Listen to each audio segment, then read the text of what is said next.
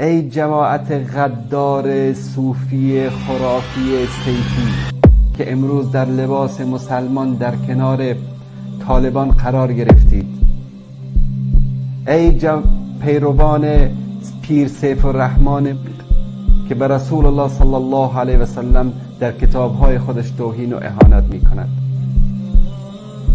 شما سیفی هایی که امروز به نام اسلام، به نام مسلمان در کنار امارت اسلامی قرار گرفتید، مخالفین خودتان را، انسانهای مظلوم و بیگناه را به تهمت سلفیت و نمیدانم وهابیت و اخوانیت و فلان و علان میبرید، شکنجه میکنید، میکشید، اعدام میکنید، حتی به جسد اونام رحم نمیکنید.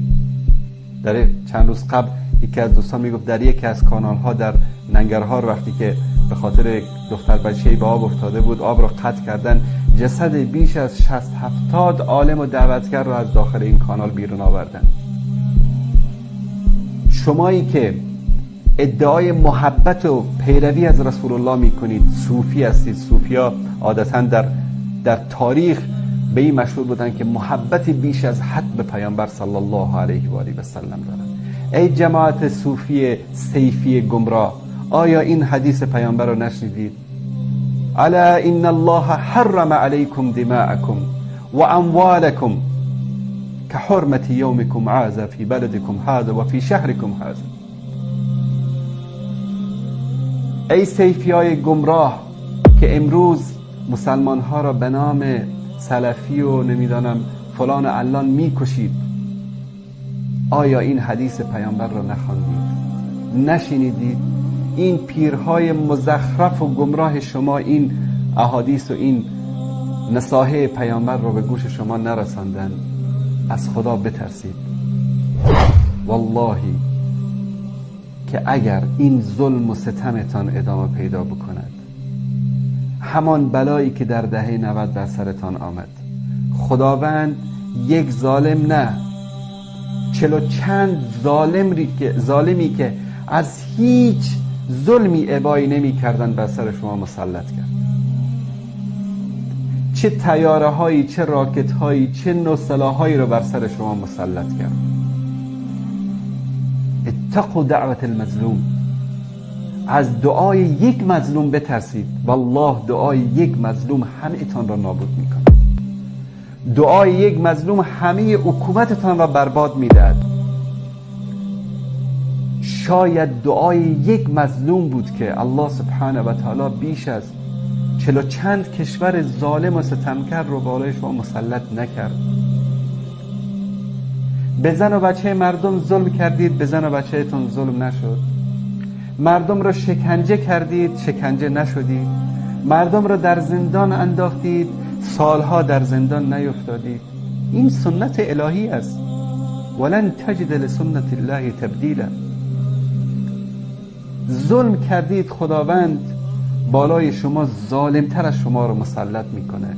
شرط همین نیست که حتما باید اون ظالمی که بالای شما مسلط میشه برادران مسلمان شما باشن. نه، دیدید خداوند ظالمتر از شما رو بالایتان مسلط کرد که هیچ رحم و مروت نداشتن، هیچ، از هیچ جنایتی هم فروگذار نکردن.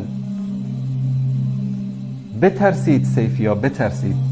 صوفی های گمراهی که امروز سلاح به دست گرفتید، امروز پنهانی می روید، نیمای شب در خانه دعوتگر مسلمان او را از خانه جلوی همسر و فرزندانش بیرون می آورید، اعدام می کنید، می کشید، شکنجه می کنید. از خدا بترسید که اگر الله سبحانه و تعالی به قهر و غضبش بگیرد، هیچ راه فراری نخواهید داشت. یادتان رفته است هیچ راه فرار نداشتید. شمال افغانستان نیروهای روسی و کشورهای مشترک المنافع، آن طرف ایران مرزایش رو بسته کرده بود، این طرف پاکستان بسته کرده بود، اون طرف چین بسته بود، 4 طرفتان بسته بود و طیارهای امریکایی و B-52 و موشک‌ها و راکت‌های آمریکا بود و در هر کوچه و بازار، در هر جا جنبنده‌ای نمیتوانست تکان بخورد در افغانستان.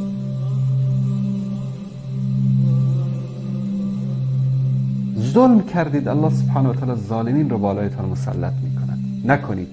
به مسئولین امارت اسلامی میگوییم از خدا بترسید، نگویید مجبوریم، نمیتوانیم. نگویید که اینها امروز مسلح هستند، قماندان هستند، وزیر هستند، در کنار ما هستند، ما نمیتوانیم به اینا چیزی بگوییم.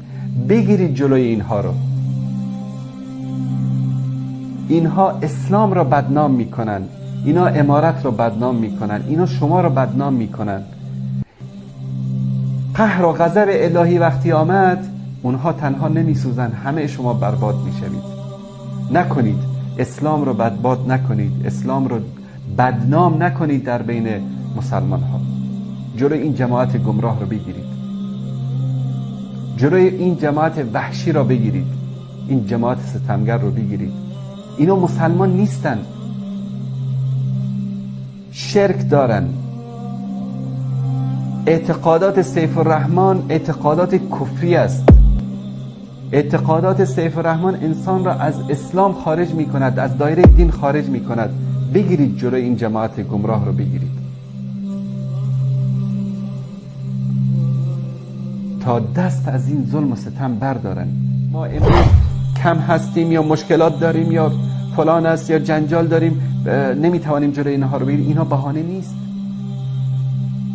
یک نفر ظالم، رسول الله صلی الله علیه و آله و سلم فریاد میزند لو ان فاطمه بنت محمد سرقت لقطعت یدها. اگر فاطمه دختر محمدم دزدی بکند دستش را قطع میکنم. اگر شریعت محمدی میخواهید، اگر شریعت اسلامی میخواهید، این از شریعت محمدی. پیامبر صلی الله علیه و سلم میفرمایند که اگر فاطمه دختر محمدم دزدی بکند دستش را قطع میکنم. و امروز کلان مسئول در حکومت میگوید که والا ما نمیتوانیم جلوی سیفیا رو بگیریم، اینا مسلح هستن، نفر دارن، قماندان دارن، سرگروه دارن. آر و ننگ است. این چه شریعتی است؟ این چه دینی است؟ این چه مذهبی است؟ به خاطری که طرف با تو یک مشکل فکری دارد، به خاطر اینکه طرف با تو مثل تو فکر نمی کند، او را میگیری، میکشی، شکنجه میکنی، حتی جسدش را مسلم میکنی. اینا مسلمانن؟ رسول الله صلی الله علیه و سلم این نصیحت را کردن که خون شما بر شما حرام است. حرم علیکم دماءکم و اموالکم. خونتان را و مالتان را بر شما حرام کرده است. یعنی خون و مال برادر مسلمانت بر تو حرام است، الا اینکه به رضا یا به قصاص. قتل کرده اعدام میشه، جرم و جنایت کرده تعزیر میشه، این جداست. اما به غیر حق شما حق نداری که یک قطره خون برادر مسلمانت را بریزی یا یک قران، یک درهم و دینار از مال او بدون اجازه او، بدون اذن او برداری.